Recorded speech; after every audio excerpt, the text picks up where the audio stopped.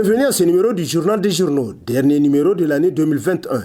Une année marquée par des défis sécuritaires pour le Niger.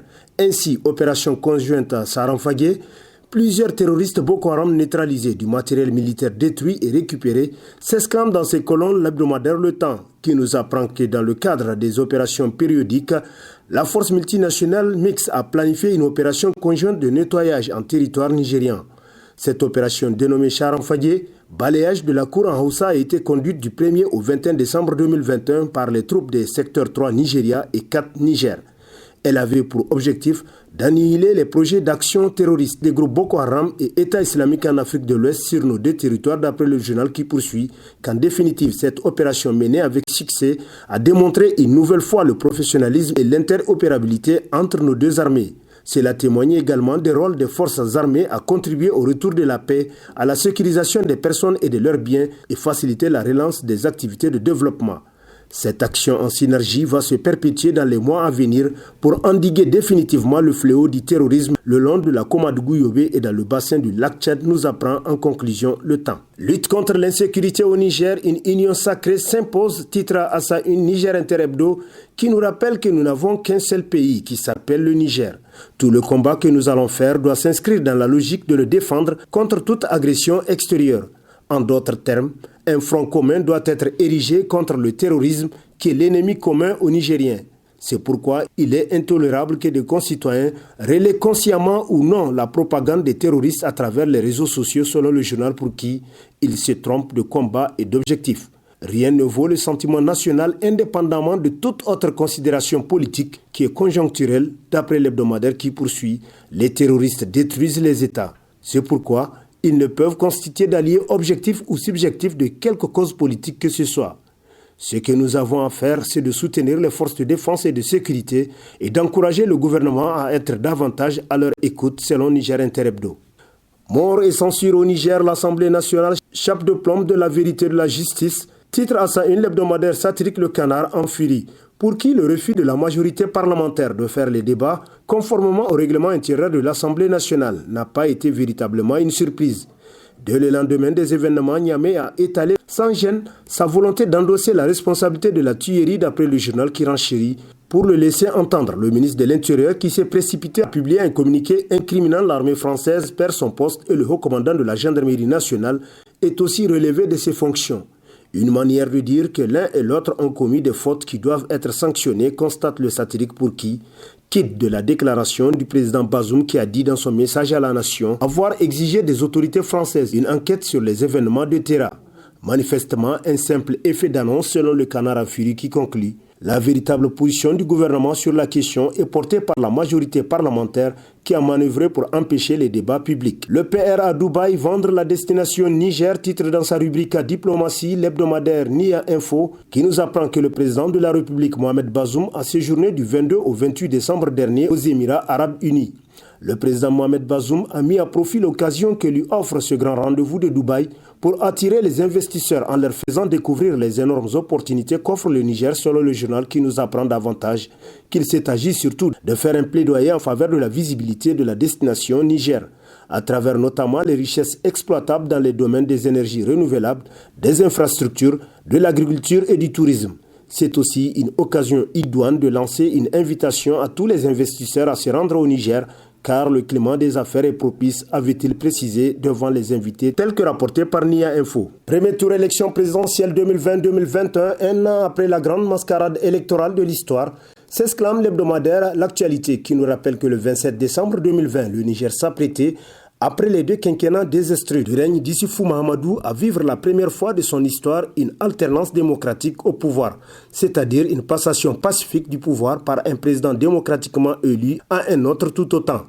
Les citoyens nigériens avaient une grande soif de goûter à cette expérience démocratique, tant les années de présidence d'Issoufou Mahamadou avaient fait naître chez beaucoup d'entre eux un goût d'inachevé en termes de bonne gouvernance et de justice sociale. Une année après, c'est la consécration du troisième mandat d'Issoufou Mahamadou qui semble depuis acté, car en règle générale, il n'y a pas bien souvent un véritable changement dans une succession, en dehors du changement seulement des personnes concernées, d'après le journal pour qui voilà comment Issoufou Mahamadou a réussi sa forfaiture de tiller cette belle promesse électorale de la véritable alternance démocratique au pouvoir en usant et abusant d'artifices électoraux largement manipulés pour servir sa cause politique. Cependant, le mensonge a beau courir, il finit toujours par être rattrapé par la vérité, enseigne un adage conclut l'actualité. CENI et ses prestataires du mépris de régler les ardoises des imprimeurs titrera dans sa rubrique Nation l'hebdomadaire Le Nouveau Républicain, pour qui voici un an jour pour jour que la CENI organisait les dernières élections du pays sur fond de crise politique. Un an aussi que des prestataires imprimeurs en l'occurrence avaient été sollicités pour l'accompagner dans sa mission. Un an d'attente, de silence et de mépris à l'égard de ceux qui ont engagé leurs moyens en s'endettant auprès des banques pour honorer leur engagement vis-à-vis de la CENI et l'aider à pouvoir tenir les élections dans les délais impartis. Quelques 15 prestataires aujourd'hui depuis 12 mois attendent et avec eux leurs familles que la CENI les mette dans leurs droits d'après le journal pour qui c'est d'autant curieux que face à ses partenaires, la CENI ne communique pas, ne s'explique pas, au moins pour rassurer ceux qui, pour répondre à ces sollicitations, ont investi leur argent pour les besoins de sa mission. On ne peut pas pousser des entrepreneurs à la faillite en refusant de les payer. Ils ont besoin d'exister et de faire vivre leurs entreprises, leurs familles aussi, selon le Nouveau Républicain. Détournement de deniers publics, pourquoi protéger les voleurs de l'État ? Se demande dans sa rubrique Nation l'hebdomadaire Le Monde d'aujourd'hui, pour qui une mise en garde doit être faite à la justice et aussi à tous les services susceptibles d'être associés à la Halcia dans son travail. Pour tous les hommes et femmes qui travaillent dans de tels services, ils doivent comprendre qu'ils ont tout intérêt à jouer juste, très juste. Il s'agit de recouvrer des milliards de francs CFA qui ont été volés au pays et qui ont empêché à beaucoup de secteurs de vie de notre pays de prendre l'envol nécessaire, d'après le journal pour qui ces détournements ont mis notre pays en retard et même endeuillé plusieurs familles nigériennes quand on pense aux malversations commises au ministère de la Défense. Quelle pitié, quelle compassion peut-on avoir pour des individus pareils? Se demande l'hebdomadaire d'après qui c'est surtout le Niger qu'il faut mettre en avant et la Halcia gagnerait à jouer juste. Elle a certes besoin de l'appui de tout le peuple du Niger, car elle s'attaque à des enjeux énormes, conclut Le Monde d'aujourd'hui. Diplomatie, népotisme au sommet de l'État, titre entre autres à sa une l'hebdomadaire Le Courrier, qui nous apprend que le 15 décembre 2021 s'est tenu de 11h à 13h au palais de la présidence de la République un conseil des ministres du gouvernement ivoirien. À l'ordre du jour se trouve entre autres points l'agrément de la nomination d'un certain Aboubakar Abdoulaye Diori en qualité d'ambassadeur du Niger près de la République de Côte d'Ivoire avec résidence à Abidjan.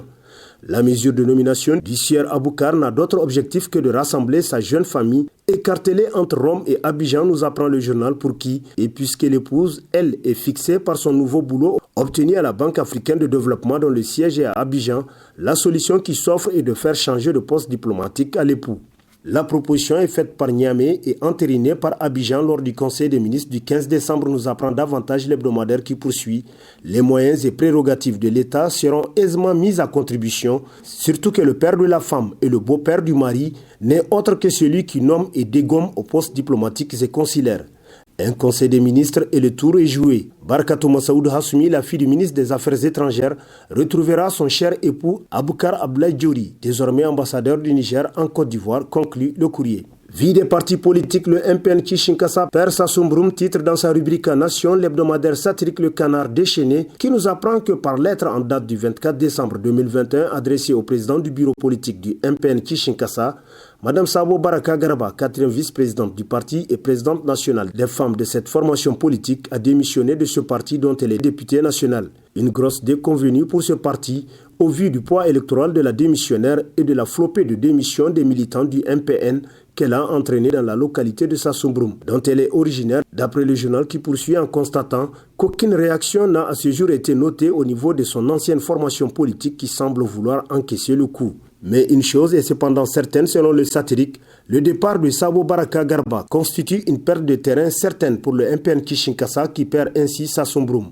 Au détriment de quelle formation politique? Se demande le journal pour qui l'avenir nous le dira. Le parti d'Ibrahim Yacoubou a 4 ans pour trouver une figure de la trempe de la démissionnaire dans Sassombroum. Une mission quasi impossible, conclut Le Canard déchaîné. Et sur ce prend fin le présent numéro de la revue de presse. Prochain rendez-vous, plaise à Dieu dans une semaine avec toujours la même passion de vous servir. Bonne lecture et au revoir.